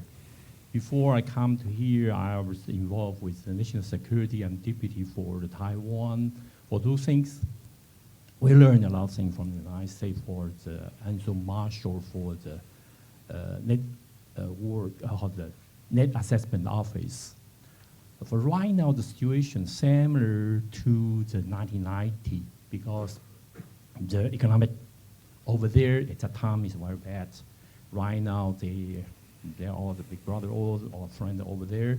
They're doing a lot of exercise for reinforce for the defense force build up, and they will cause a lot of things. Right now, the good situation for the American or NATO put some of the forces in this area. Well like to say, I want to ask Mr. Ambassador JAESKI, how long will you think in here the American or NATO forces will stay longer and host in here for how long? How you will take your forces or to support them and let them keep as long as possible? What do you think?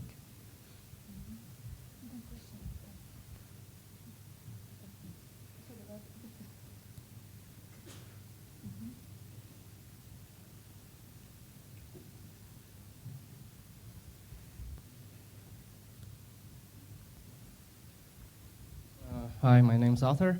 I'd like to ask you about, you all said that NATO is defensive, right? So the question basically is, I think it's a bit infantile to think that it's defensive and without judging that it actually can violate someone's security. In this case, for instance, it's Russia, right? So the second thing is, talking about Crimea, why don't you want to go back a bit and think about the revolution which was supported, and Crimea was a consequence of that revolution. So if you're saying that that is against law, so why you're saying that the revolution wasn't against law if it was against the constitution of Ukraine? And the question is for anyone, basically. Then let's start with Yes, your question about social media, what we can do. As a citizen, I think you can do a lot. You can do advertising or you can stay with your Western values, appreciate those, and also you have to exercise freedom of speech. I mean, if you see something is wrong, it's need to be said out loudly. And third thing, in social media, what we all can do, we should reveal the lies.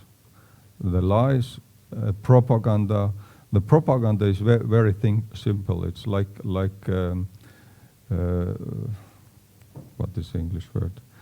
If you see, you will recognize that.